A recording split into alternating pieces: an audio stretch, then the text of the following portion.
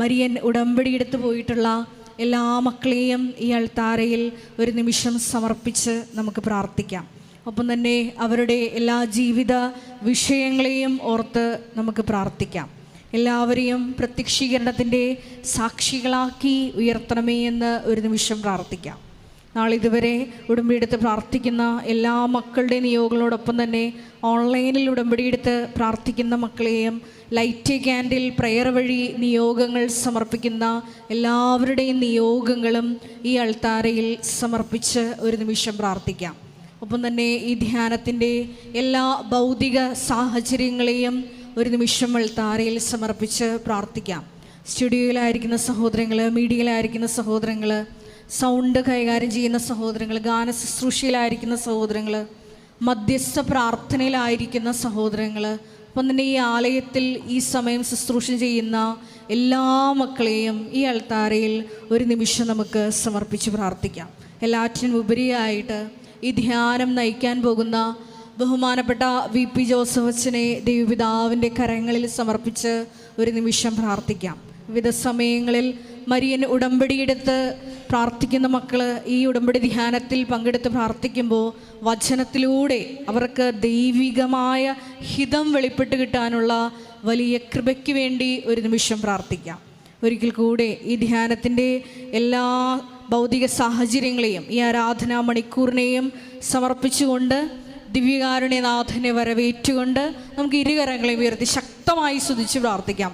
Hallelujah hallelujah, മഹത്വം മഹത്വം, ആരാധന ആരാധന, ഹാലലൂയ ഹാലലൂയ, യേശുവേ നന്ദി, യേശുവേ ആരാധന, ഹാലലൂയ ഹാലലൂയ. യേശുവേ വചനം കേൾക്കുവാൻ ഞങ്ങളുടെ ഹൃദയങ്ങളെ തുറക്കണമേ എന്ന് പ്രാർത്ഥിക്കുന്നു. ഞങ്ങളുടെ കർണപുടങ്ങളെ, ആന്തരിക കർണപുടങ്ങളെ അഭിഷേകം ചെയ്യണമേ എന്ന് പ്രാർത്ഥിക്കുന്നു. ഞങ്ങളെ വഴി നടത്തണമേ എന്ന് പ്രാർത്ഥിക്കുന്നു. ഹാലലൂയ ഹാലലൂയ, മഹത്വം മഹത്വം, ആരാധന ആരാധന, ഹാലലൂയ ഹാലലൂയ. യേശുവേ നന്ദി, യേശുവേ ആരാധന, ഹാലലൂയ.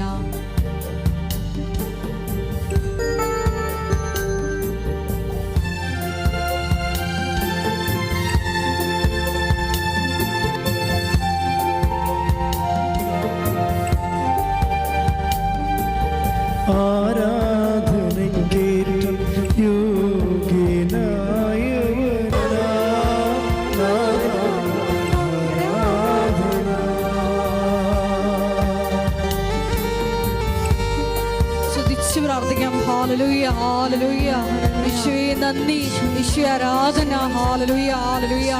ശാസ്ത്രത്തിന്റെ എല്ലാ ശുശ്രൂഷ മേഖലകളെയും ഈ അൾത്താരയിൽ സമർപ്പിച്ച് പ്രാർത്ഥിക്കുന്നു. ഞങ്ങളുടെ എല്ലാ നിർമ്മാണ പ്രവർത്തനങ്ങളെയും പ്രാർത്ഥിക്കുന്നു. മരിയൻ ഉടമ്പടിയെടുത്ത് പോയിട്ടുള്ള എല്ലാ കുടുംബങ്ങളെയും അൾത്താരയിൽ സമർപ്പിച്ച് പ്രാർത്ഥിക്കുന്നു. ഈശോയെ നിന്റെ സാക്ഷികളാക്കി ജീവിക്കുവാൻ, ഈശോയുടെ ഉടമ്പടി നിബന്ധനകൾ വിശ്വസ്താപൂർവ്വം പാലിക്കുവാൻ എല്ലാ മക്കളെയും അഭിഷേകം ചെയ്യണമേ. Hallelujah hallelujah. കാണുന്നു ഞാൻ ഈശോയെ നിന്റെ രൂപം,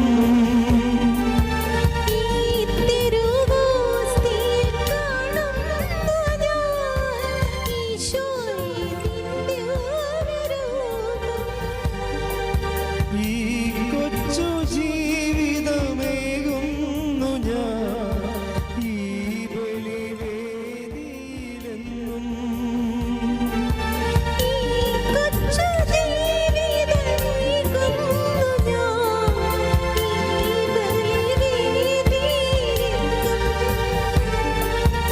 അതിമോദം ഞങ്ങൾ പാടാൻ വീശി ആരാധന ആരാധന. പരമ ദിവ്യകാരുണ്യത്തിന് നേരവും ആരാധനയും സ്തുതിയും പുകഴ്ചയും ആയിരിക്കട്ടെ.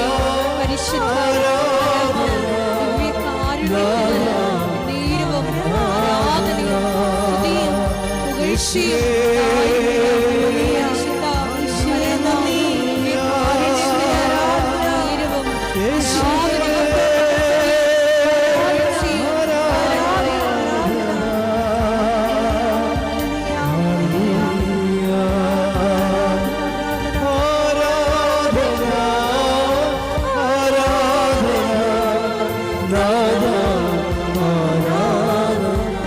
വീശി ചേർന്ന് ആരാധന ആരാധന നാഥ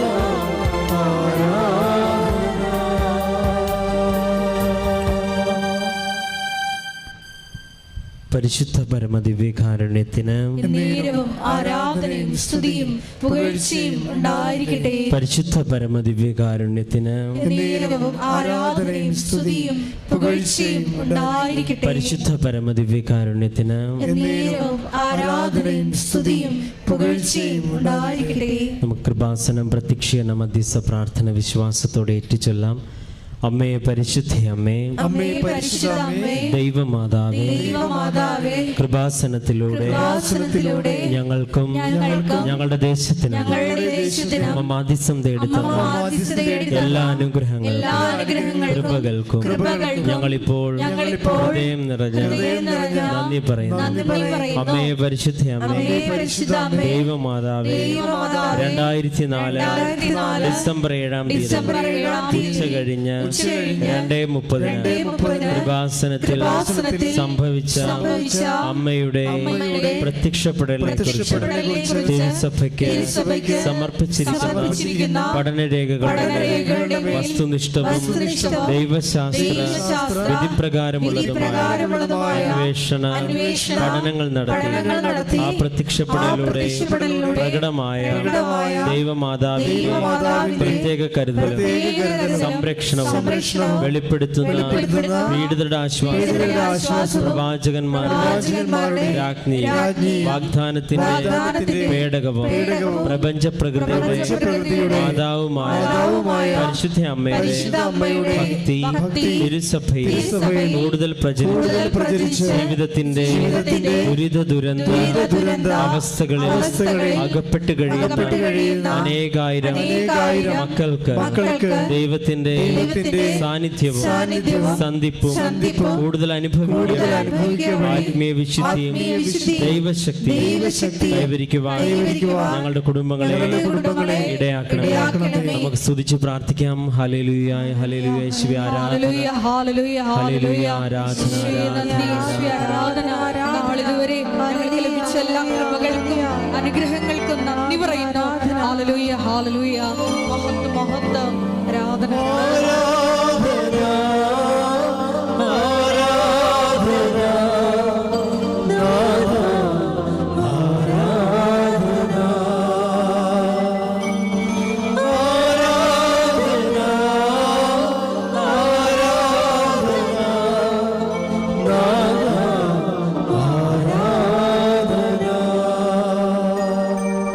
പരിശുദ്ധ പരമദിവ്യകാരുണ്യത്തിന് ആരാധനയും സ്തുതിയും പുകഴ്ചയും ഉണ്ടായിരിക്കട്ടെ. പരിശുദ്ധ പരമദിവ്യകാരുണ്യത്തിന് ആരാധനയും സ്തുതിയും പുകഴ്ചയും ഉണ്ടായിരിക്കട്ടെ. പരിശുദ്ധ പരമദിവ്യകാരുണ്യത്തിന് ആരാധനയും സ്തുതിയും പുകഴ്ചയും ഉണ്ടായിരിക്കട്ടെ. അമ്മേ പരിശുദ്ധ അമ്മേ, അമ്മേ പരിശുദ്ധ അമ്മേ, ഭൂസ്വർലോകങ്ങളുടെ രാജ്ഞിയായ അങ്ങേക്ക് ഭൗമ സംരക്ഷണത്തിനായി പ്രപഞ്ച പ്രകൃതിയെ തന്നെ തിരുസഭ പ്രതിഷ്ഠിക്കുവാൻ ഈ പ്രത്യക്ഷീകരണം വഴി ഇടയാക്കണമേ. പരിശുദ്ധ അമ്മേ, ജപമാല മാതാവേ, സകല കൃപാസന പ്രാർത്ഥനകളോട് ചേർത്ത് ഞങ്ങളിപ്പോൾ പ്രാർത്ഥിക്കുന്ന ഈ സമൂഹത്തിന്റെ പ്രത്യേക നിയോഗങ്ങളെ നമുക്ക് മൗനമായി നടന്ന നിയോഗങ്ങൾ സമർപ്പിച്ച് പ്രാർത്ഥിക്കാം.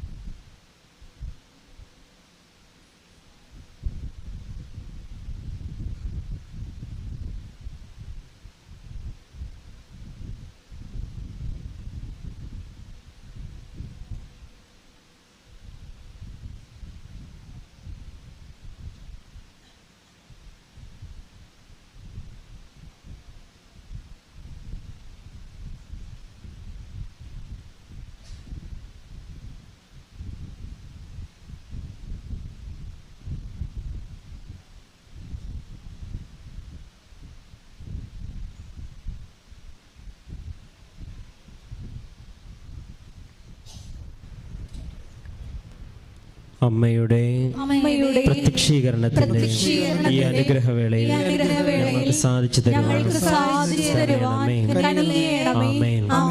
നമുക്ക് സ്തുതിച്ച് പ്രാർത്ഥിക്കാം.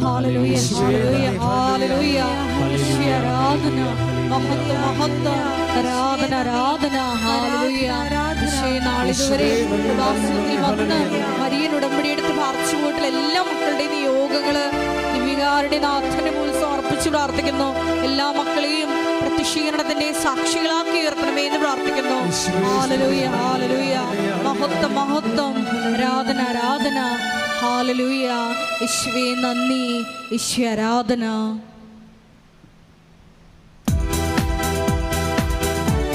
കൈകളടിച്ചുകൊണ്ട് ശക്തിയോടെ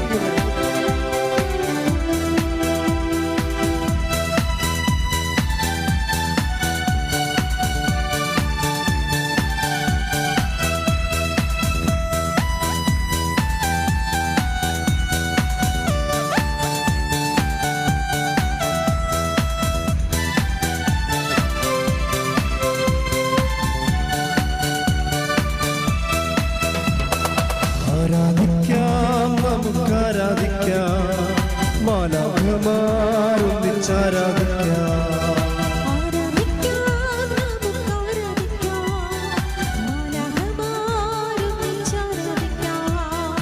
ആരാധിക്കാം, നമുക്ക് ആരാധിക്കാം, ആത്മാവിൻ ശക്തിയോടെ ആരാധിക്കാം.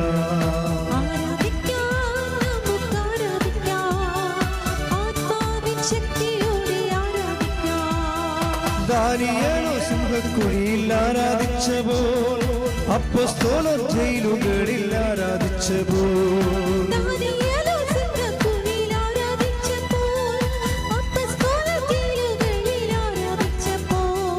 ദൈവജനം രക്തം ചിന്തി ആരാധിച്ചപ്പോൾ, കഷ്ടതയിൽ ഞങ്ങളങ്ങേ ആരാധിക്കുന്നു.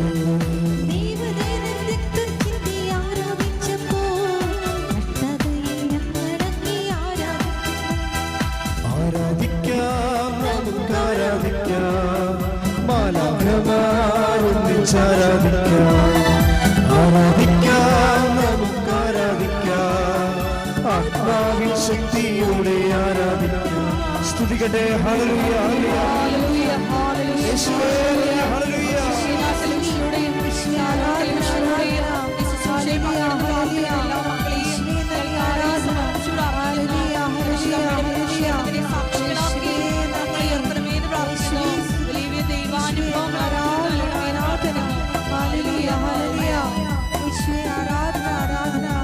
കൈകളടിച്ച് ആദ്യ സമവാളിൻ മുൻപിൽ ധീരതയോടെ ഹല്ലേലൂയ ഗീതം പാടി ആരാധിച്ചപ്പോൾ,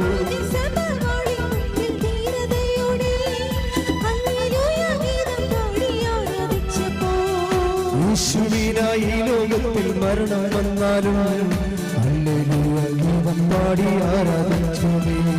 യേശുവിനായി ഈ ലോകത്തിൽ മരണം വന്നാലും ഹല്ലേലൂയ ഗീതം പാടി കരങ്ങൾ ഉയർത്തിച്ചുകൊണ്ട് ആരാധിക്കാം, നമുക്ക് ആരാധിക്കാം, മാലാഖമാരൊന്നിച്ചാരാധിക്കാം. ആരാധിക്കാം, നമുക്ക് ആരാധിക്കാം, ആത്മാവിൻ ശക്തിയോടെ ആരാധിക്കാം. സ്തുതിക്കട്ടെ. ഹല്ലേലൂയ, ഹല്ലേലൂയ, യേശുവേ ആരാധന, ആരാധന.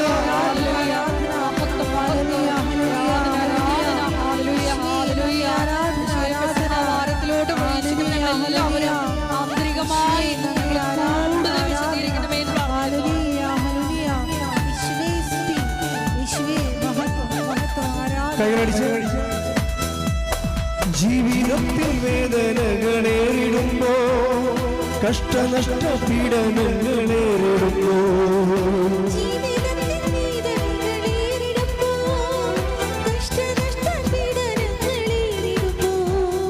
പീഡിതർക്ക് രാജ്യം നൽകും സ്വർഗനാഥനെ നന്ദി ചൊല്ലി ആരാധിക്കുന്നേ. പീഡിതർക്ക് രാജ്യം നൽകും സ്വർഗനാഥനെ നന്ദി ചൊല്ലി ആരാധിക്കാം, നമുക്ക് ആരാധിക്കാം, മാലാഖമാരൊന്നിച്ചാരാധിക്കാം. ആരാധിക്കാം,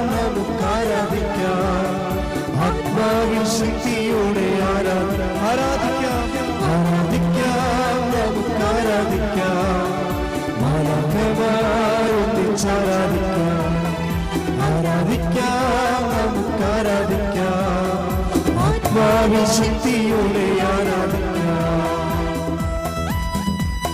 സ്തുതിച്ചു പ്രാർത്ഥിക്കാം. Hallelujah, hallelujah. ഒരിക്കൽ കൂടി ഈ ധ്യാനം നയിക്കാൻ പോകുന്ന ബഹുമാനപ്പെട്ട വി.പി. ജോസഫിനെ ഈ അൾത്താരയിൽ സമർപ്പിച്ച് നമുക്ക് പ്രാർത്ഥിക്കാം. ഈശോയെ, ഞങ്ങൾക്ക് ആവശ്യമായിട്ടുള്ള വചനങ്ങള് അച്ഛന്റെ അന്തരങ്ങളിലൂടെ പ്രദാനം ചെയ്യണമേ എന്ന് പ്രാർത്ഥിക്കുന്നു. കേൾക്കുന്ന ഞങ്ങളില് ആന്തരികമായ വലിയ ചലനങ്ങൾ ഉണ്ടാകുവാൻ ഞങ്ങൾ പ്രാർത്ഥിക്കുന്നു. ഈശോയെ, ആരാധന. ഹല്ലേലൂയ, ഹല്ലേലൂയ. മഹത്വം, മഹത്വം. ആരാധന, ആരാധന. ഹല്ലേലൂയ. ദാനിയേലോ സിംഹക്കുഴിയിൽ ആരാധിച്ചപ്പോൾ, അപ്പോസ്തലർ ജയിലുകളിൽ ആരാധിച്ചപ്പോൾ,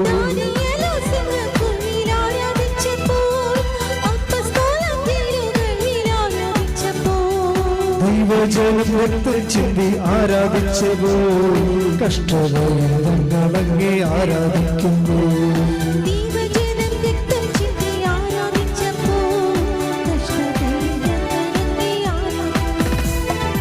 ആരാധിക്കാം, നമുക്ക് ആരാധിക്കാം, മാനവമാരൊന്നിച്ചാരാധിക്കാം, ആരാധിക്കാം, നമുക്ക് ആരാധിക്കാം, ആത്മാവിൻ ശക്തിയോടെ ആരാധിക്കാം, ആരാധിക്കാം, നമുക്ക് ആരാധിക്കാം, മാനവമാരൊന്നിച്ചാരാധിക്കാം, ആരാധിക്കാം, നമുക്ക് ആരാധിക്കാം, ആത്മാവിൻ ശക്തിയോടെ ആരാധിക്കാം, ആരാധിക്കാം, നമുക്ക് ആരാധിക്കാം, മാനവമാരൊന്നിച്ചാരാധിക്കാം, ആരാധിക്കാം, നമുക്ക് ആരാധിക്കാം, ആത്മാവിൻ ശക്തിയോടെ ആരാധിക്കാം.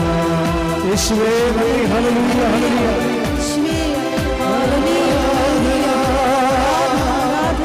യേശുവേ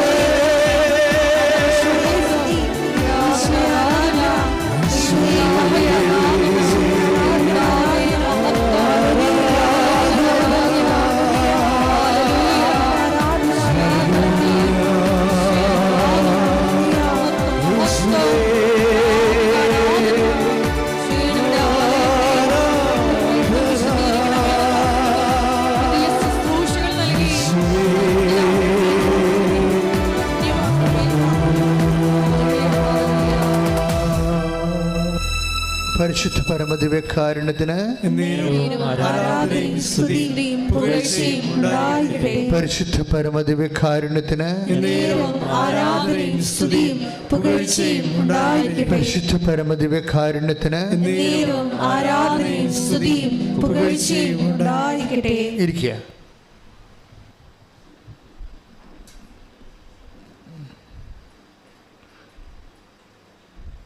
എൻ്റെ പ്രിയപ്പെട്ടവരെ,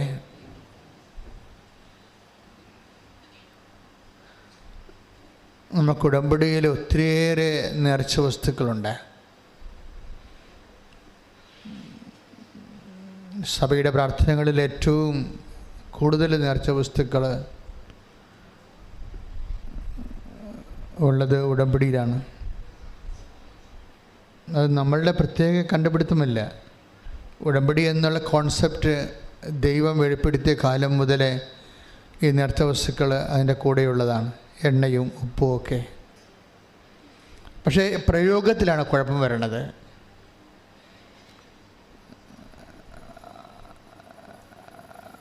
പ്രയോഗത്തിലാണ് കുഴപ്പം വരണമെന്ന് വെച്ചാൽ, കഴിഞ്ഞ ദിവസം ഒരു സാക്ഷ്യം ഉണ്ടായി. ഒരു സഹോദരൻ്റെ പറമ്പ് വിറ്റ് മാറുന്നില്ല. അത് വിറ്റ് മാറാതെ അദ്ദേഹത്തിൻ്റെ കടങ്ങൾ മാറത്തില്ല. അദ്ദേഹത്തിന് ജീവിതം മുന്നോട്ട് പോകാൻ പറ്റത്തില്ല. നമ്മളെപ്പോഴും ഉടമ്പടി എടുക്കണേ എപ്പോഴാണ്? ജീവിതം ഇനി മനുഷ്യൻ്റെ കഴിവ് കൊണ്ട് മുന്നോട്ട് പോകാൻ പറ്റത്തില്ല.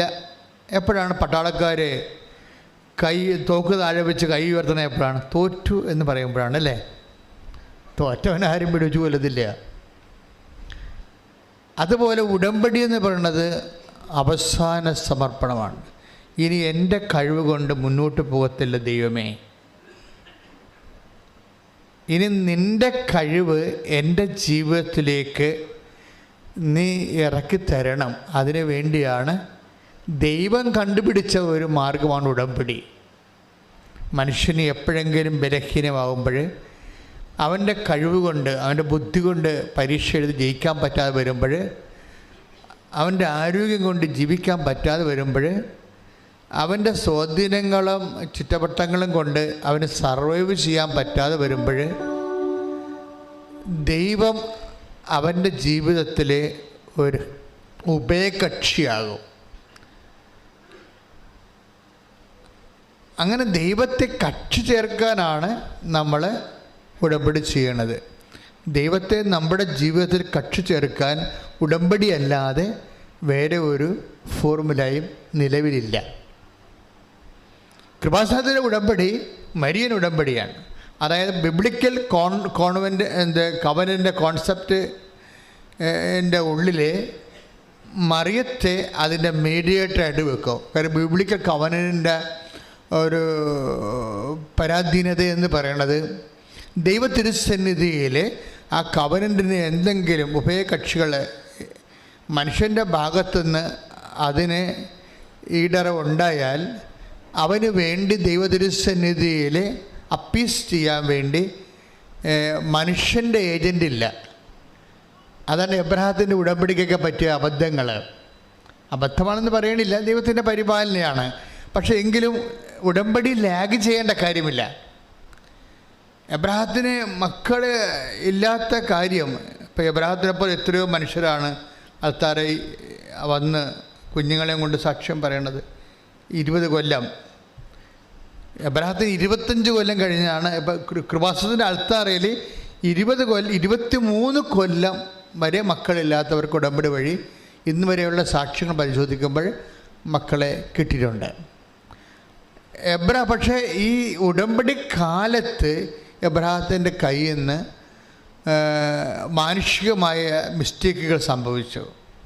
ദൈവപരിപാലനയിൽ ഇല്ലാത്ത, ഉടമ്പടിയിൽ ഇല്ലാത്ത ഹാഗറുമായി വേലക്കാര്യമായി അദ്ദേഹം ഇടപെടുകയും ദൈവത്തിൻ്റെ പദ്ധതി അല്ലാതെ ഇസ്മായേൽ ജനിക്കുകയും ചെയ്തു. അതുപോലെ ഉടമ്പടിയിൽ വരുന്ന വിഷയം, ആ ഉടമ്പടിയിൽ ആരെങ്കിലും ഒരു മാധ്യസ്ഥനുണ്ടായിരുന്നെങ്കിൽ, ഇപ്പോൾ ഉടമ്പടി നമ്മുടെ മരിയൻ ഉടമ്പടിയിൽ ആരാ മാധ്യസ്ഥ? അമ്മയാണ്. അമ്മയെ മാധ്യസ്ഥമാക്കുന്നത് എന്തിൻ്റെ വെളിച്ചത്തിലാണ്? ടൈം കണ്ടൻറ്റിനെ സ്വാധീനിക്കാൻ വേണ്ടിയാണ്.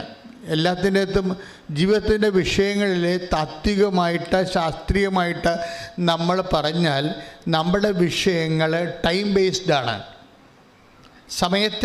സമയബന്ധിതമാണ്. ഈ സമയബന്ധിതമായിട്ട് കാര്യങ്ങൾ നടന്നില്ല എങ്കിൽ, ഇപ്പോൾ ഇപ്പോഴത്തെ ഇൻടേക്കിന് ഈ ജനുവരി വരാൻ പോകുന്ന ജൂണിലെ ഇൻടേക്കിന് നിങ്ങൾ കയറിയില്ലെങ്കിൽ കൊണ്ട് അടുത്ത കൊല്ലം പിന്നെ കയറാൻ പറ്റത്തുള്ളൂ. ഈ സെപ്റ്റംബറിൽ കയറില്ലെങ്കിൽ അടുത്ത സെപ്റ്റംബറിലേക്ക് പിന്നെ വരത്തുള്ളൂ. അപ്പോൾ ടൈം ബൗണ്ടഡാണ് നമ്മുടെ ലൈഫ് എല്ലാം. ഇനി നിങ്ങളുടെ ഈ സമയത്ത് നിങ്ങൾക്ക് പരീക്ഷ ജയിക്കാൻ പറ്റുന്നില്ലെങ്കിൽ, ഇപ്പോൾ കഴിഞ്ഞ ദിവസങ്ങളിൽ 2-3 കുഞ്ഞുങ്ങൾ എന്നോട് സങ്കടപ്പെട്ട് പറഞ്ഞാണ്, ഇന്നലെ പറഞ്ഞതാണ്. എന്താ പ്രശ്നം വെച്ചാൽ അവർ പ്രാർത്ഥിച്ച് കഴിഞ്ഞിട്ടും അവർക്കൊരു സമാധാനം ഇല്ല. എന്താ പറയണത്? അച്ഛാ ദൈവം മാത്രമേ ഉള്ളൂ കേട്ടാ. കാര്യം വെച്ച് കഴിഞ്ഞാൽ സിലബസ് മാറിപ്പോയിരിക്കുകയാണ്. പരീക്ഷ മാറിയ സിലബസിലാണ് എഴുതാൻ പോണത്. സങ്കടമാണ് ഭയങ്കര. കാര്യം അവർ 4 പ്രാവശ്യം എഴുതി തോറ്റു. 5ാമത്തെ പ്രാവശ്യം എഴുതാൻ ചെന്നപ്പോൾ സിലബസ് മാറിപ്പോയി. ഇനി എന്താ? സിലബസ് മാറിയുള്ള അവസ്ഥ എന്താണ്? എടാ, ഇവരുടെ തന്നെ സിലബസിൽ അവർ ജയിച്ചില്ല. പിന്നെ എന്താണ്? ഇനി ഇവർ പഠിക്കാത്ത സിലബസ് എഴുതാൻ പോവുകയാണ്. അപ്പം അവർക്ക് മെറിറ്റില്ല. ഭൂമിയിൽ നമുക്ക് നഷ്ടപ്പെടുന്ന, നമുക്ക് ഈ ഭൂമിയിൽ നമ്മുടെ ഭൂമി എന്ന് പറയുമ്പോൾ ഈ ഭൂഗോളം മുഴുവനല്ല, നമ്മുടെ ഭൂമി, നമ്മുടെ ജീവിതവും അതിൻ്റെ പരിസരവും, അതാണ് നമ്മുടെ ഭൂമി എന്ന് പറയുന്നത്. നമ്മുടെ ജീവിതവും നമ്മുടെ പരിസരവും, അതിനാണ് നമ്മുടെ ഭൂമി എന്ന് പറയുന്നത്. ഇതിന് ബൈബിൾ പറയണ മെരിറ്റ് എന്നാണ് പറയണത്, യോഗ്യത. ഈ നമ്മുടെ ഭൂമി, അവിടെ നമ്മുടെ ജീവിതം സർവൈവ് ചെയ്യാൻ ആവശ്യമായ യോഗ്യതകളെ ആണ് മെരിറ്റെന്ന് പറയണത്, യോഗ്യത. ഈ യോഗ്യത എപ്പോഴും, ഇപ്പം കഴിഞ്ഞ ദിവസം ഇന്നലെ ഒരു സിസ്റ്ററിൻ്റെ സാക്ഷ്യം ഉണ്ടായി. സിസ്റ്ററിൻ്റെ ഭൂമി എപ്പോഴും ഇങ്ങനെ ഇളകിക്കൊണ്ടേയിരിക്കും, ഉരുണ്ടുകൊണ്ടേയിരിക്കും, കുലുങ്ങിക്കൊണ്ടേയിരിക്കും. ഭൂമി കുലുങ്ങിയുള്ള അവസ്ഥ എന്താ? നമ്മൾ വീണ് പോകും. കെട്ടിടങ്ങളൊക്കെ വീണ് കണ്ടില്ലേ? ഭൂമി കുലുങ്ങുമ്പോൾ കെട്ടിടങ്ങൾ, മരങ്ങളൊക്കെ വീഴും, കെട്ടിടങ്ങൾ വീഴും, ചിലത് നേരെ താഴേക്ക് പോകും ഭൂമി. അപ്പം ഈ ഭൂമിക്കുള്ള കുഴപ്പം ഇതിങ്ങനെ കുലുങ്ങിക്കൊണ്ടിരിക്കും. ഞാൻ ഭൂമിയെ കുലുക്കും, അങ്ങനെ വചനമുണ്ട്. Take the word of God. സ്തുതിക്കട്ടെ. ഹല്ലേലൂയ. യേശുവേ നന്ദി. ഹല്ലേലൂയ ഹല്ലേലൂയ ഹല്ലേലൂയ. യേശുവേ സ്തുതി. ഹല്ലേലൂയ ഹല്ലേലൂയ ഹല്ലേലൂയ. യേശുവേ നന്ദി. ഹല്ലേലൂയ. യേശുവേ മഹത്വം മഹത്വം മഹത്വം മഹത്വം. ഹല്ലേലൂയ ഹല്ലേലൂയ. യേശുവേ ആരാധന ആരാധന ആരാധന ആരാധന ആരാധന ആരാധന. യേശുവേ ആരാധന ആരാധന ആരാധന. യേശുവേ ആരാധന. പരിശുദ്ധ പരമദിവ്യകാരുണ്യത്തിന് ആരാധനയും സ്തുതിയും പുകഴ്ചയും ഉണ്ടാകട്ടെ. ഹഗ്ഗായി 2:6-7 തിരുവചനങ്ങൾ. ഹഗ്ഗായി പ്രവാചകന്റെ പുസ്തകം 2-ാം അധ്യായം 6-ാം വാക്യം. സൈന്യങ്ങളുടെ കർത്താവ് അരുൾ ചെയ്യുന്നു, അല്പസമയത്തിനുള്ളിൽ വീണ്ടും ഞാൻ ആകാശവും ഭൂമിയും കടലും കരയും ഇളക്കും. ഞാൻ എല്ലാ ജനതകളെയും കുലുക്കും. അങ്ങനെ എല്ലാ ജനതകളുടെയും അമൂല്യനിധികൾ ഇങ്ങോട്ട് വരും. ഈ ആലയം ഞാൻ മഹത്വപൂർണമാക്കും. സൈന്യങ്ങളുടെ കർത്താവ് അരുൾ ചെയ്യും. ഭൂമി കുലുങ്ങുക 2 തരത്തിലാണ്. ഒന്ന് ദൈവം കുലുക്കും, പിന്നെ നമ്മൾ തന്നെ കയ്യിരിപ്പ് കൊണ്ട് കുലുക്കും. നമ്മുടെ കയ്യിരിപ്പ് കൊണ്ട് തന്നെ കുലുങ്ങും. നമ്മൾ പഠിക്കണ കാലത്ത് നമ്മൾ ഉഴപ്പുകയാണെങ്കിൽ തീർച്ചയായിട്ടും പരീക്ഷ കുളമാകും, അല്ലേ? വെള്ളം അടിച്ച് നോൻപിന് പോലും വെള്ളം അടിക്കുന്ന പാർട്ടിയുണ്ട്. അപ്പോൾ കുറച്ച് കഴിയുമ്പോൾ കുടലും പോവും, കരലും പോവും. നമ്മൾ തന്നെ കുലുക്കും. ഇനി ദൈവം നമ്മളെ വിശ്വാസത്തിലേക്ക് വരാൻ വേണ്ടി, ദൈവത്തിൻ്റെ അവകാശമാക്കാൻ വേണ്ടി, ഭൂമി എന്നുള്ള വലിയ അവകാശത്തെ കെട്ടിപ്പിടിച്ച് കിടക്കുന്ന ഒരു മനുഷ്യനും ഒരിക്കലും ദൈവത്തെ കണ്ടെത്തത്തില്ല. അവൻ്റെ കഴിവ്, അവൻ്റെ ആരോഗ്യം, അവൻ്റെ ബുദ്ധി, അവൻ്റെ കോൺഫിഡൻസ്. അർപ്പിത് എന്നും പറഞ്ഞ് ഇന്നലെ ഒരു മോൻ സാക്ഷ്യം പറഞ്ഞു തോമ്പടിയിൽ നിന്ന്. ആ പറഞ്ഞ് എനിക്ക് ഓവർ കോൺഫിഡൻസാണ്.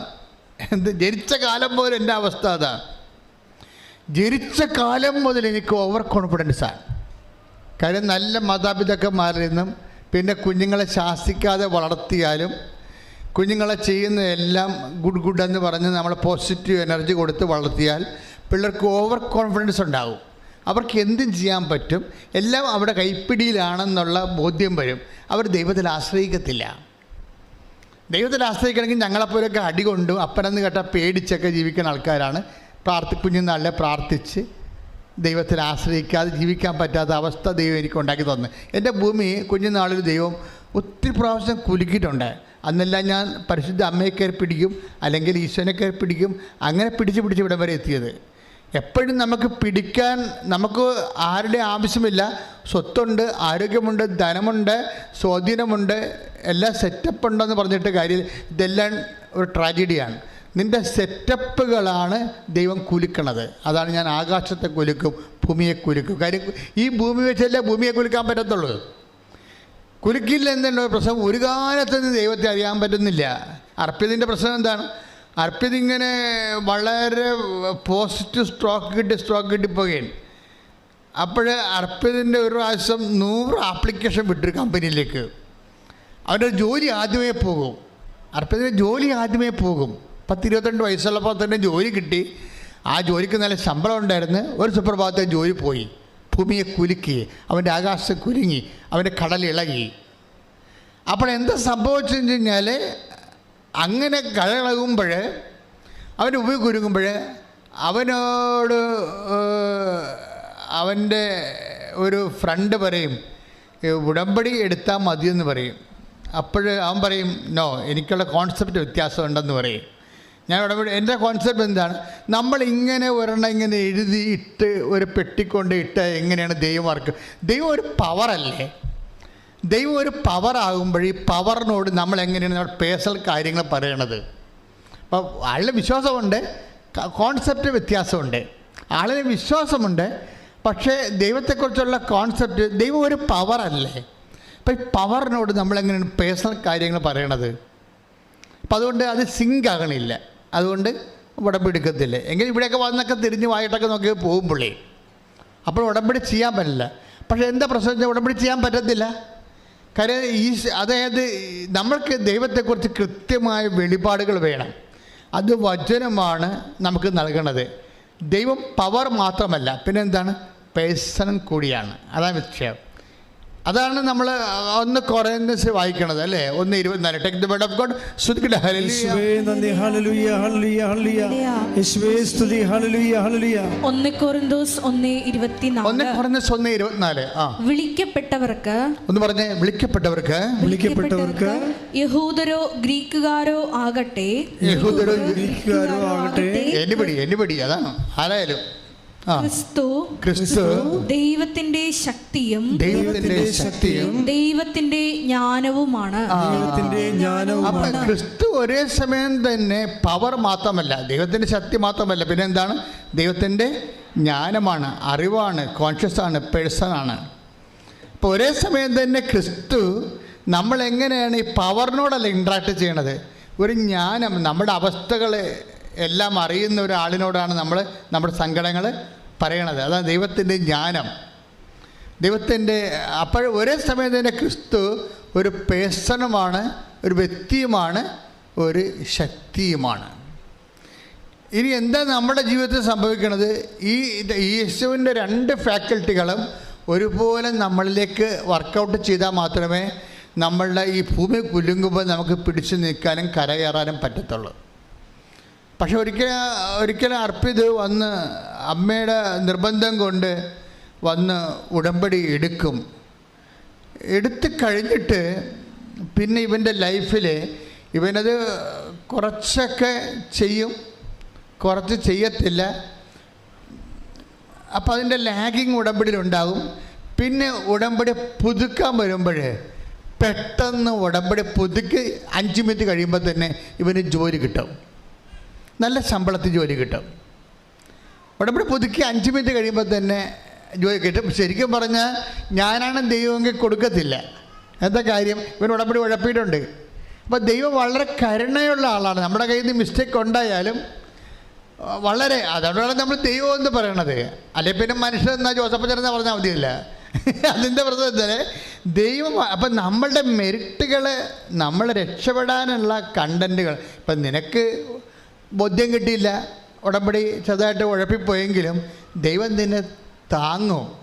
അപ്പം അപ്പം പെട്ടെന്ന് അർപ്പിതിന് ഒരു ഭാവമാറ്റം വരുന്നു. കാര്യം ഇങ്ങനെ പെട്ടെന്ന് ഈ അമ്മയടുത്ത് വന്ന് പുതുക്കിയപ്പോൾ തന്നെ ജോലി കിട്ടിയപ്പോഴും വിചാരിക്കാത്ത ശമ്പളം കിട്ടി.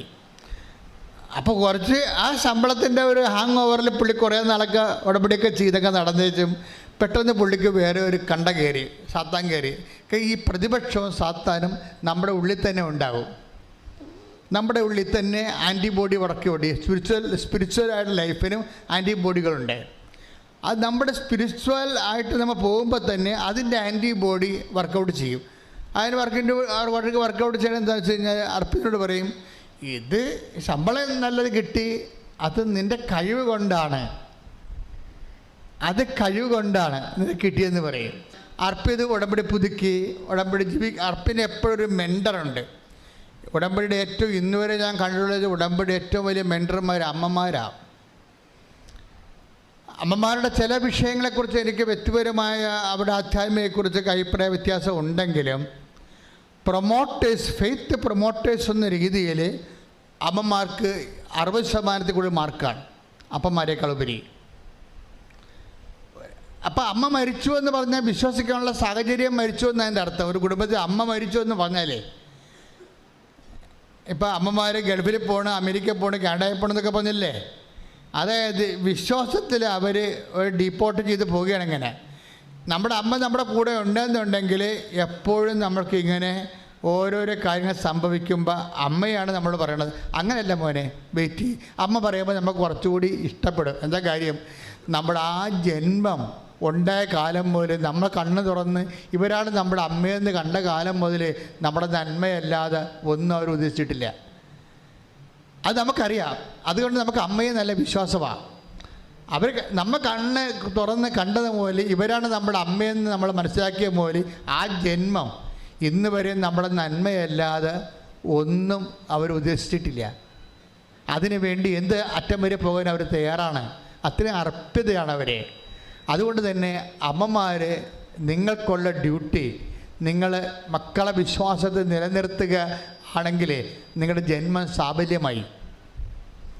പക്ഷെ ചില അമ്മമാരോട് എന്താണ് അത്ര യോജിപ്പ് കുറവെന്ന് ചോദിച്ചു കഴിഞ്ഞാൽ, വിശ്വാസത്തിൽ മക്കൾ അകറ്റിക്കളയണേൽ ഇവർ തന്നെ വില്ലത്തരം കാണിക്കണത്. അതാണ് വിഷയം. വിശ്വാസത്തിൽ നിന്ന് മക്കൾ ഭാര്യ വഴക്കിട്ട് പോയി, അപ്പോൾ ഉടനെ ഭർത്താവ് എന്ത് ചെയ്യും, അല്ലെങ്കിൽ മകൻ എന്ത് ചെയ്യും, അമ്മയോട് പറയും അമ്മ അവൾ പോയി. അപ്പോൾ അമ്മ എന്ത് പറയും, അവൾ പോണേ പോട്ടറ, ഞങ്ങൾക്ക് വേറെ പെണ്ണൊക്കെ കിട്ടുമെന്ന് പറയും. ഉടനെ ഈ പിശാച ഉടനെ അത് പറയും. അമ്മ പെട്ടെന്ന് പിശാച്ചായിട്ട് മാറും. മകനോടുള്ള താല്പര്യം കൊണ്ട് ദൈവത്തെ മറന്ന് അവർ നമുക്ക് ഡയലോഗ് പറഞ്ഞു തരും. അവൾ പോണേ പോട്ടറ, നമുക്ക് വേറെ പെണ്ണൊക്കെ കിട്ടുമെന്ന് പറയും. അപ്പോഴമ്മ പറഞ്ഞില്ലേ, പിന്നെ നമുക്ക് എന്താ, അവൾ പോണേ പോട്ടെ. അപ്പോൾ പല കുടുംബങ്ങളും നശിപ്പിച്ചതിൽ അമ്മമാർ കൃത്യമായ പങ്കുണ്ട് അമ്മമാർക്ക്. അപ്പോൾ എപ്പോഴും നമ്മൾ ശ്രദ്ധിക്കേണ്ട ഇതാണ്, നിങ്ങൾ ദൈവത്തെ മറന്ന് മകനാണ് മകളാണ് എന്നൊക്കെ പറഞ്ഞിട്ടും കാര്യമില്ല, അമ്മയാണെന്നൊരു കാര്യമില്ല. നിങ്ങൾക്കൊന്നും ദൈവത്തെ മറന്ന് സംസാരിക്കാനുള്ള അവകാശമില്ല. ഇങ്ങനെയൊക്കെ സംസാരിച്ചാൽ ഉടമ്പടി ഓട്ടോമാറ്റിക് ബ്രേക്കിംഗ് സംഭവിക്കും. ദൈവവും നമ്മളും തമ്മിലുള്ള ലിങ്ക് കറണ്ട് പോകണമെന്ന പോലെ പറഞ്ഞ പോലെ ഈ ഒരു ഉടമ്പടിയിലാണ് നമ്മുടെ ജീവിതം നിൽക്കുക. ഇപ്പം നിങ്ങൾ കൃപാസനത്തിൽ വന്ന് ഉടമ്പടി എടുത്തില്ലെങ്കിലും നിങ്ങളുള്ള ഒരു അനോണിമസ് ഉടമ്പടി നിൽക്കുകയാണ്. ഒരു അൺനോൺ ഉടമ്പടിയിലാണ് നമ്മൾ നിൽക്കുന്നത് ദൈവമായിട്ട്. അൺനോൺ ഉടമ്പടിയെ നമ്മൾ പ്രഖ്യാപിതമായിട്ട് ഇവിടെ പ്രയോഗിക്കുക മാത്രമാണ് കൃപാസനത്തിൽ ചെയ്യണത്. അൺനോണായിട്ട് ഒരു ദൈവമായിട്ട് നമുക്കൊരു ഉടമ്പടി ഉണ്ട്. പക്ഷേ അത് ബ്രേക്കായി പോയി. ചില ആൾക്കാർക്ക് ദൈവത്തിനേക്കാൾ വലിയ പ്രാധാന്യം മക്കൾക്കോ ജോലിക്കോ വീടിനോ വിവാഹത്തിനോ പ്രണയത്തിനോ ഒക്കെ കൊടുത്തു കഴിയുമ്പോൾ ടക്ക് എന്ന് ഉടമ്പടി കണ്ടിച്ചു പോകും. എപ്പോഴും നമ്മൾ സംഭവിക്കും ഉടമ്പടി എപ്പോഴാണ് ഈ നമ്മൾ ദൈവമായിട്ടുള്ള എന്തുകൊണ്ട് നിങ്ങൾക്ക് തകർച്ച സംഭവിക്കണത്? അതിൻ്റെ സംബന്ധിച്ച് ഈ അൺനോൺ ഉടമ്പടി, അപ്രഖ്യാപിതമായിട്ടുള്ള അനോണിമസ് ആയിട്ടുള്ളൊരു ഉടമ്പടിയുണ്ട്, അജ്ഞാതമായ ഉടമ്പടി. പെട്ടെന്ന് അത് പ്രകടമല്ലാത്തൊരു ഉടമ്പടിയുണ്ട്. ഈ പ്രകടമല്ലാത്ത ഉടമ്പടി നിങ്ങൾ ദൈവത്തിനേക്കാൾ പ്രാധാന്യം ആർക്ക് കൊടുക്കുന്നുവോ, വ്യക്തിക്ക് കൊടുക്കാം, സൗന്ദര്യത്തിന് കൊടുക്കാം. ഒരു ദിവസം ഒരു കൊച്ചിനോട് പറഞ്ഞു, നീ എന്താണ്ട് വേദപാഠത്തിന് വന്നില്ലല്ലോ? അവ പറഞ്ഞു ഉടുപ്പില്ല. ഉടുപ്പ് അവർക്കുണ്ടെന്ന് എനിക്കറിയാം. പക്ഷേ എന്താ പ്രശ്നം വെച്ച് കഴിഞ്ഞാൽ അവളുടെ അമ്മ അവളെ ട്രെയിൻ ചെയ്തിരിക്കും. അവൾ 6ാം ക്ലാസ്സുകാരത്തിയാണ്. അവൾ ഒരു സുന്ദരിക്കുട്ടിയാണ്. പക്ഷേ ഞാൻ അവളുടെ വീട് വെഞ്ചരിക്കാൻ ചെന്നപ്പോൾ അവളുടെ അലമാരി തന്നെ ഏതാണ്ട് ഈ നമ്മുടെ എന്നൊക്കെ പേരൊന്നും അറിയാൻ പാടില്ല, ലിപ്സ്റ്റിക്ക് പോലെ ഉപയോഗിക്കുന്ന ഷെയ്ഡുകളിരിക്കുകയാണ്. ഷെയ്ഡുകൾ എത്രയോ ഷെയ്ഡുണ്ട്? ഒരു 10-24 ഷെയ്ഡുണ്ട്. അവരുടെ അമ്മ ബ്യൂട്ടീഷ്യൻ കോഴ്സ് നടത്തുകയൊന്നുമല്ല, അവർ സാധാരണ ഒരു ഹൗസ് വൈഫാണ്. പക്ഷേ കുഞ്ഞിൻ്റെ ഉടുപ്പിന് പറ്റുന്ന രീതിയിലുള്ള ഷെയ്ഡുകൾ ഉണ്ടാക്കി വെച്ചിരിക്കുകയാണ്. ഒരു ദിവസം ഉടുപ്പിന് പറ്റിയ ഷെയ്ഡില്ല, വേദപാഠത്തിൽ പോണില്ല. അതാണ് സംഭവം. ഉടുപ്പിന് പറ്റിയ ഷെയ്ഡ് ചുണ്ടത്തേക്കാൻ ഇല്ലാന്ന് കാരണം കുഞ്ഞ് വേദപാഠത്തിൽ പോയിട്ടില്ല. ഞാനിത് കൈയോടെ പിടിച്ചു സാധനത്തിന് രണ്ടിനെ, അമ്മേനെ മകളെ പിടിച്ചു. ഞാൻ അപ്പം നിങ്ങളുടെ ജീവിതം ഇവിടെ വെച്ച് പട്ടി ചാകണം, അവർ ചത്ത് തിരികെയുള്ളൂ. കാര്യം നിങ്ങൾക്ക് എന്താ, നിങ്ങൾക്ക് നിങ്ങളുടെ ചുണ്ടിനേക്കാളും ഉടുപ്പിനേക്കാളും കുഞ്ഞിനേക്കാളും വലുത്, ദൈവത്തേക്കാൾ വലുത് അതാണ്. അവിടെ വെച്ച് നമ്മൾ ദൈവവുമായിട്ടുള്ള ഉടമ്പടി ബ്രേക്കായിപ്പോയി. ഈ ഉടമ്പടി, നിലവിലിരിക്കുന്ന ഉടമ്പടി അറിയാതെ ബ്രേക്കായി പോകാതിരിക്കാൻ വേണ്ടിയാണ് ആദ്യത്തെ കവനൻ്റ്. എന്താണ്? നിൻ്റെ കർത്താവായ ദൈവം ഞാനാകുന്നു, ഞാൻ ഇല്ലാതെ മറ്റൊരു ദൈവം നിനക്ക് ഉണ്ടാവരുത്. മറ്റൊരു ദൈവം എന്ന് പറഞ്ഞാൽ എന്താണ്? സൗന്ദര്യമാകാം, ആരോഗ്യമാകാം, സമ്പത്താകാം, ചിലപ്പോൾ കമ്പനിയാകാം, ചിലപ്പോൾ ജോലിയാകാം, ചിലപ്പോൾ ലൈനടിച്ച് കെട്ടാൻ പോണ ഭർത്താവാകാം, ഭാര്യയാകാം, കാമുകനാകാം. ദൈവത്തെക്കാൾ പ്രാധാന്യം സ്വത്തിനോ എന്തിനു വന്നാൽ അപ്പോൾ ഈ നിലവിലുള്ള ഉടമ്പടി ബ്രേക്കാവും. നിലവിലുള്ള ഉടമ്പടി ബ്രേക്കായാൽ നമ്മൾ എത്ര തലകുത്തി മറിഞ്ഞാലും പിന്നെ ഗതി പിടിക്കത്തില്ല. എന്താ കാര്യം? ഈ ലോകത്ത് ഒരു കാര്യവും സ്വന്തം കഴിവിൽ വർക്കൗട്ട് ചെയ്യത്തില്ല. നമ്മുടെ ഭൂമി എപ്പോഴും ഇളകിയിരിക്കും, നമ്മുടെ ആകാശം ഇളകിയിരിക്കും, നമ്മുടെ കടൽ ഇളകിയിരിക്കും, അനിശ്ചിതമായിട്ട് ഇളകിയിരിക്കും. അപ്പോഴേ ഇളകുമെന്നുള്ള ഇന്നല്ലെങ്കിൽ നാളെ എൻ്റെ ഭൂമി ഇളകും. ഇപ്പം നിങ്ങളോട് ഞാൻ പറഞ്ഞു, എനിക്ക് 2-3 ഡിസീസ് ഉണ്ട്. ഇപ്പം ഇന്നലെ ഒരു സിസ്റ്റർ ഇവിടെ സാക്ഷ്യം പറഞ്ഞു. എന്താ അസുഖം വെച്ച് കഴിഞ്ഞാൽ അവരുടെ കോശം തന്നെ അവിടെ പതിരയിലെ കോശത്തെ വിഴുങ്ങുന്ന ആൻറ്റിബോഡി ഡെവലപ്പ് ചെയ്യും. മസ്തീന ഗ്രേവ്സ് രക്ഷപ്പെടാൻ പാടില്ല. അവസാനം റെസ്പിറേറ്ററി പോകും, അതായത് ശ്വസിക്കാനുള്ള ആ ഒരു സംഭവം വന്ന് പതിരകളുടെ കോശങ്ങളെ വിഴുങ്ങും. പതിരകട കോശങ്ങളെ ചുരുക്കും, പിന്നെ സംസാരിക്കാൻ പറ്റത്തില്ല.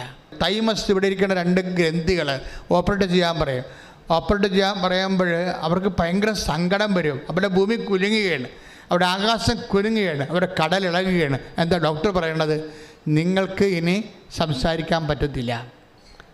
ഓപ്പറേഷൻ കഴിഞ്ഞാൽ ചിലപ്പോൾ കണ്ണും തുറക്കത്തില്ല. ഓപ്പറേഷൻ കഴിഞ്ഞാൽ പിന്നെ നിങ്ങൾ കണ്ണും തുറക്കത്തില്ല, നിങ്ങൾക്ക് സംസാരിക്കാനും പറ്റത്തില്ല. ഇത് ഡോക്ടർ നേരിട്ട് പറയുകയാണ്. പണ്ടത്തെ കാലത്ത് അല്ല, മരിക്കാൻ പോണ രോഗീനോട് നേരെ അങ്ങോട്ട് ഡോക്ടർ പറയും. എന്നിട്ട് നിങ്ങൾ ചാകും, അതിന് ഞാൻ ഉത്തരവാദിയല്ലെന്ന് പറയണം. അത് മെഡിക്കൽ ഗ്രൗണ്ടാണത്. പണ്ടിങ്ങനെ ഡോക്ടർമാർ പറയത്തില്ല, സാരമില്ല സാരമില്ല, ശരിയാവും എന്നേ പറയത്തുള്ളൂ.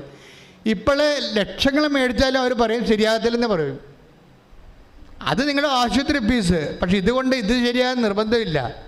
അപ്പോൾ മുഖത്ത് നോക്കി പറയും. അപ്പോൾ നമുക്കുള്ള ഊര് കൂടി പോകും, നമ്മുടെ ഉള്ള ഭൂമി കൂടി ഇളകും, നമ്മുടെ കടലിളകും, നമ്മുടെ ആകാശം ഇളകും. അപ്പോൾ ഇങ്ങനെയെല്ലാം ഇളകിക്കൊണ്ടിരിക്കുമ്പോൾ ഇവരുടെ അമ്മ വന്ന്, ഈ സിസ്റ്ററിൻ്റെ അമ്മ, സിസ്റ്റർ MBBS സ്റ്റുഡൻ്റാണ് സെൻറ്റ് ജോൺ മെഡിക്കൽ കോളേജിൽ. അപ്പോൾ അവരുടെ അവസ്ഥ എന്താ? അവർക്കാണ് സെൻറ്റ് ജോൺ മെഡിക്കൽ കോളേജിൽ അൽഫോൻസ മറിയം എന്നുള്ള സിസ്റ്റർ ഇന്നലെ സാക്ഷ്യം പറഞ്ഞതാണ്. അവരുടെ അസുഖം എന്താണ്? ഇപ്പോൾ തൈമസ് ഓപ്പറേറ്റ് ചെയ്ത് കളയാൻ പോവുകയാണ്. അവർക്ക് തൈമസ് ഓപ്പറേറ്റ് ചെയ്ത് കളയണതിന് ഒപ്പം തിയേറ്റർ വെച്ച് പറയും സംസാരിക്കാൻ പറ്റത്തില്ല, ഇനി ചിലപ്പോൾ അത് കണ്ണും തുറക്കത്തില്ല. പക്ഷേ നമുക്കിതെല്ലാം വേറെ ഓപ്ഷൻ ഇല്ലെന്ന് പറയും, വേറെ ഓപ്ഷൻ ഇല്ല. അപ്പോൾ അവരുടെ അമ്മ പറയും. അമ്മ എന്താ പറയണത്? നമ്മൾ ഉടമ്പടി എടുത്തിട്ടുണ്ട് മകളെ എന്ന് പറയും. ഈ മെഡിക്കൽ സ്റ്റുഡൻറ്റിനോട് അവരെന്താ പറയണത്? അമ്മ എന്താ പറയണത്? നമ്മൾ ഉടമ്പടി എടുത്തിട്ടുണ്ട്, നിൻ്റെ ഊരും എൻ്റെ ആയുസ്സും ഞാൻ ഏൽപ്പിക്കേണ്ട സ്ഥലത്ത് കൃത്യം ഏൽപ്പിച്ചിട്ടുണ്ട്, എൻ്റെ മകൾ പോകുമെന്ന് പറയും. അതാണ് അമ്മ എന്ന് പറയണത്. അതായത് നമ്മുടെ ഒരു ജീവിതമാണ് ഈ സംഭവം. ഈ ജീവിതത്തിൽ ചില സമയത്ത് പെട്ടെന്ന്, അപ്പോൾ ആ സിസ്റ്റർ പറയുന്ന ഒരു വാക്കുണ്ട്, ഞാൻ രോഗിയായത് കാരണം എനിക്ക് എല്ലാവരുടെയും രോഗങ്ങളെ മനസ്സിലാക്കാൻ കഴിയും. ഇതാണല്ല പ്രശ്നം മനുഷ്യൻ കൂടുതൽ സ്വാർത്ഥനായി പോകുന്നതിൻ്റെ കാരണം മറ്റു മനുഷ്യരെ മനസ്സിലാക്കാൻ കഴിയാത്തത് കൊണ്ടാണ്. ഞാൻ രോഗിയായത് കാരണം, ഇപ്പോൾ എന്നെ സംബന്ധിച്ചത് എൻ്റെ അവസ്ഥ എന്താണ്? ഞാൻ ഓരോ ക്യാൻസർ പേഷ്യൻറ്റിനെയും ഓരോ കിഡ്നി പേഷ്യൻറ്റിനെയും അവർ അൾത്താരെ വരുമ്പോൾ അവിടെ തലയെ കൈ വെച്ചിട്ട് കുറേ പ്രാർത്ഥനകളുണ്ട്. മാതാവിൻ്റെ മുഖത്ത് നോക്കി ഞാൻ പ്രാർത്ഥിക്കാം. പക്ഷേ അവരോടൊക്കെ ഞാൻ കാണിക്കുന്ന കാരുണ്യം എന്താണ്? ഞാൻ ബേസിക്കായിട്ട് പേഷ്യൻ്റ് ആയതുകൊണ്ടാണ്. ഞാൻ നല്ല ആരോഗ്യമുള്ള ജിംനേഷ്യനിലൊക്കെ ഉള്ള 16 കട്ടിങ്സുള്ള പാർട്ടിയാണെങ്കിൽ ചുമ്മാ ഇങ്ങനെ മസിൽ കൈ വെച്ചിട്ട് പിടിക്കത്തേ ഉള്ളൂ. കാര്യം അവരുടെ വേദന എനിക്കറിയത്തില്ലല്ലോ. വാട്ട് ദേ ഫീലിംഗ് അവരുടെ ഫീലിംഗ് നമുക്കറിയത്തില്ല. അപ്പോൾ നമ്മൾ മറ്റുള്ളവരുടെ ഫീലിംഗ് അറിയിക്കുമ്പോൾ മാത്രമേ ഒരുത്തൻ്റെ സ്വാർത്ഥത കുറഞ്ഞു വരത്തുള്ളൂ. അല്ല യമനിയമയാം പ്രാണായാമ പ്രത്യാസ ദിനിയാസ സമാധിയിലൂടെ അത് ഒരു മാനസികമായ ആശയപരമായ രീതിയിലുള്ള നമ്മളുടെ ഒരു എന്താണ് ജഗമിഥ്യ എന്ന് കാണിക്കുന്ന ആശയപരമായ ഒരു ജ്ഞാനമാർഗമാണത്. പക്ഷേ അനുഭവപരമായിട്ട് പ്രായോഗിക മാർഗമെന്ന് പറഞ്ഞാൽ എന്താ? നമുക്ക് തന്നെ ഈ അസുഖം വന്നു കഴിയുമ്പോൾ നമുക്ക് മറ്റുള്ളവരെ മനസ്സിലാകും. അത് പുരോഹിത നീ തന്നെ ശ്രദ്ധിക്കട്ടെ. ഹല്ലേലൂയ ഹല്ലേലൂയ ഹല്ലേലൂയ ഹല്ലേലൂയ യേശുവേ നന്ദി. ഹല്ലേലൂയ ഹല്ലേലൂയ ഹല്ലേലൂയ യേശുവേ സ്തുതി. ഹല്ലേലൂയ ഹല്ലേലൂയ ഹല്ലേലൂയ ഹല്ലേലൂയ ഹല്ലേലൂയ ഹല്ലേലൂയ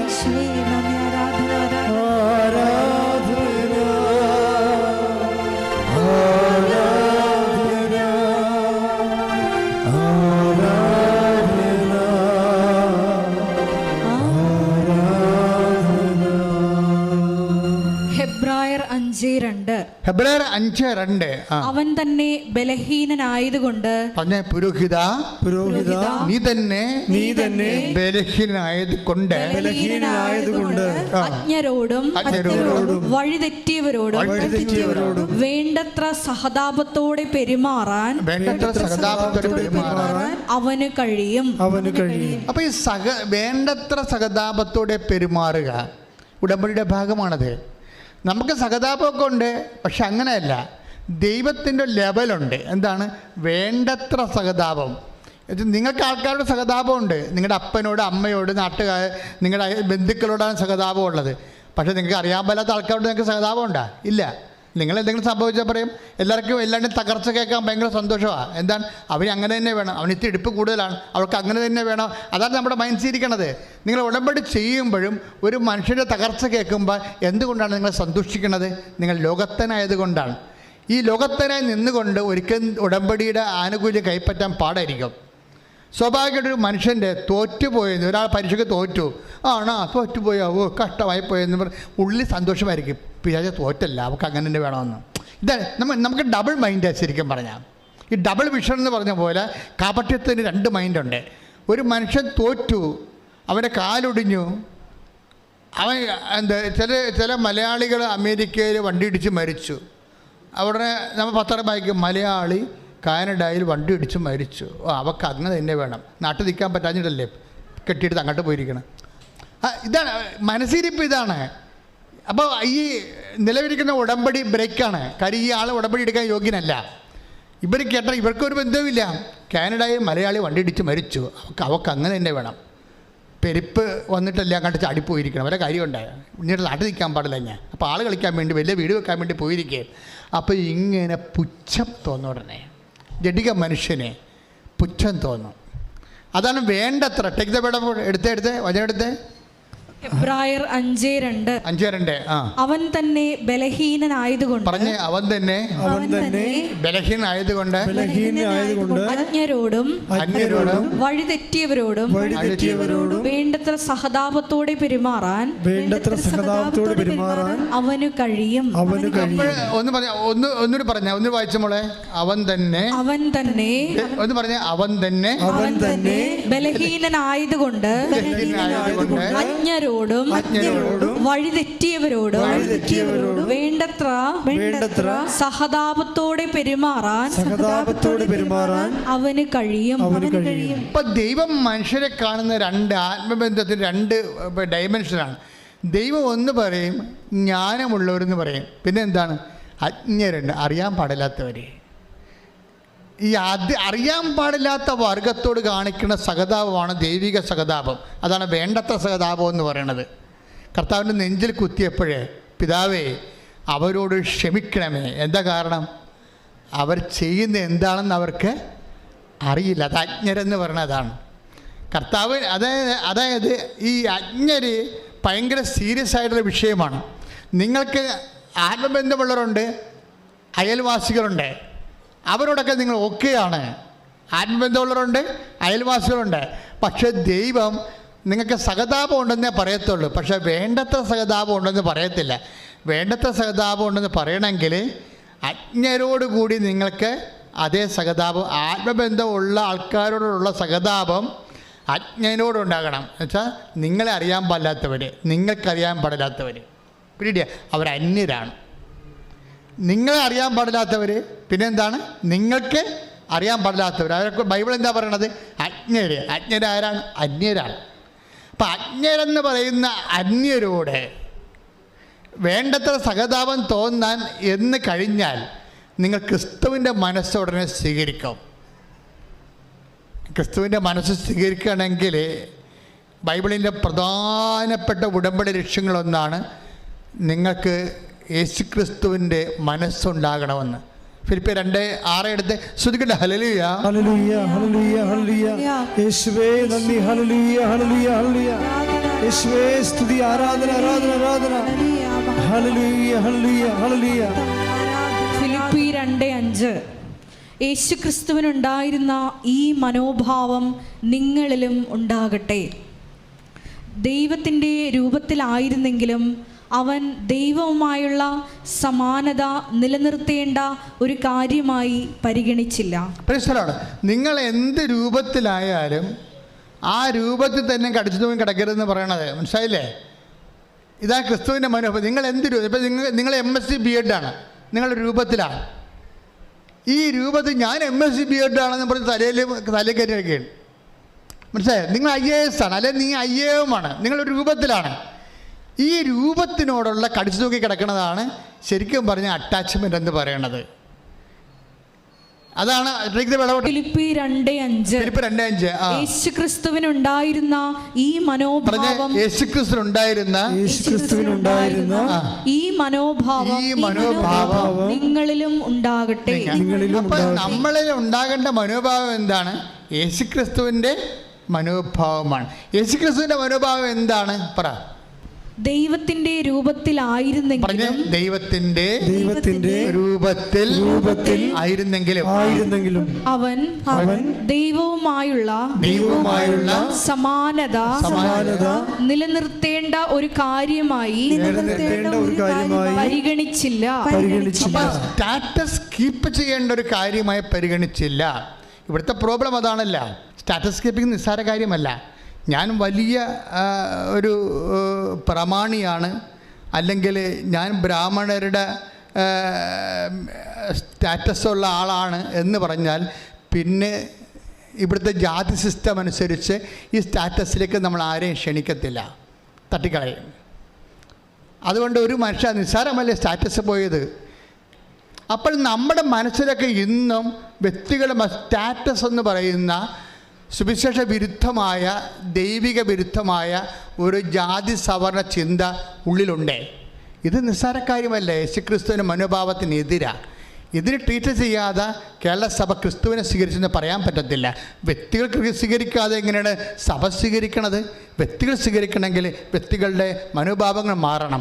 എന്ത് മനോഭാവം ആയിരിക്കണം? യേശുക്രിസ്തുവിൻ്റെ മനോഭാവം. Take the bed of God.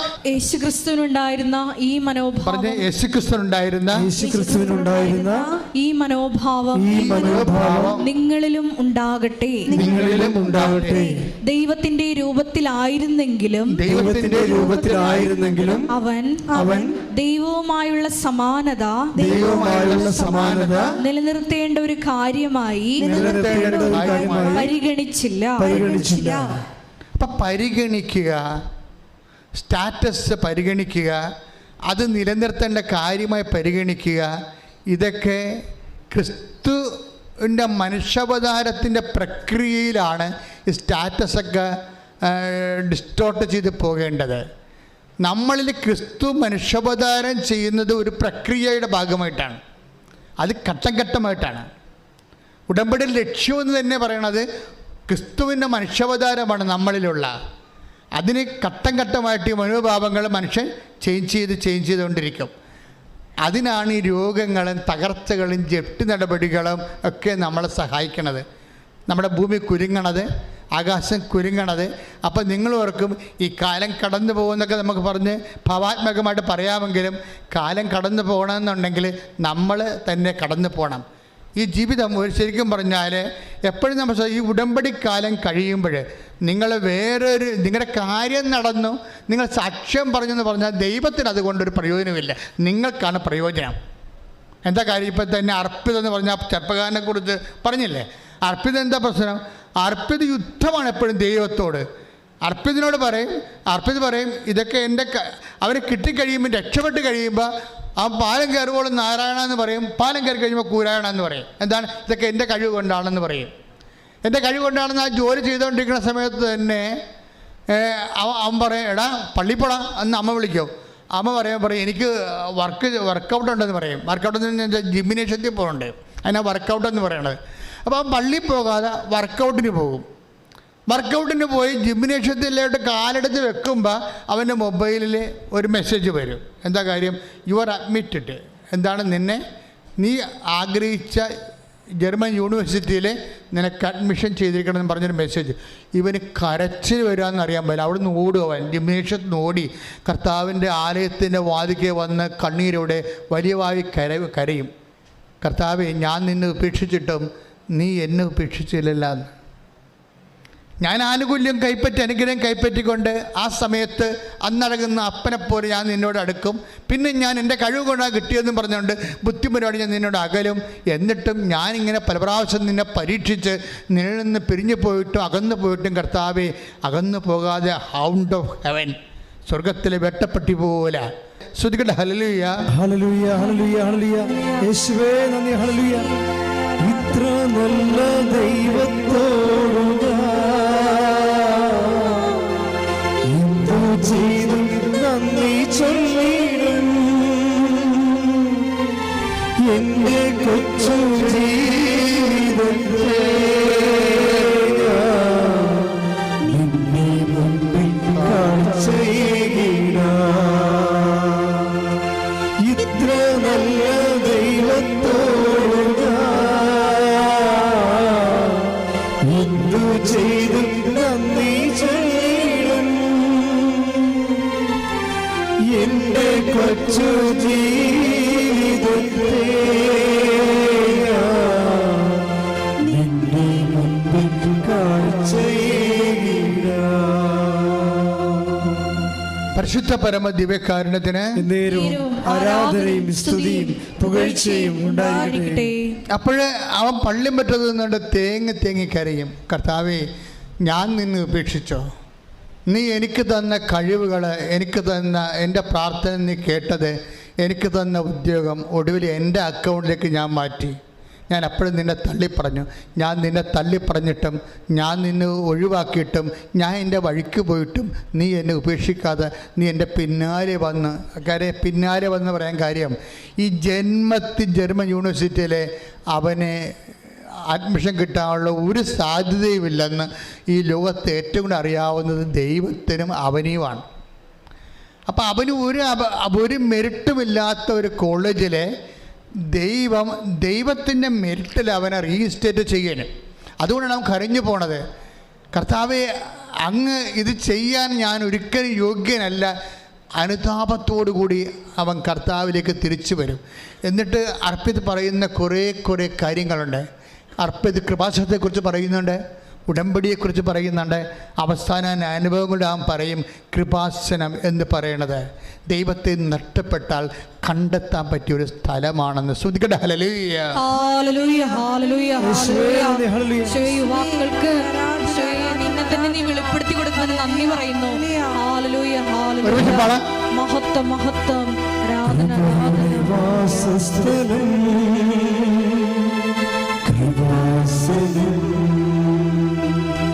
കൃപയുടെ വാസസ്ഥലം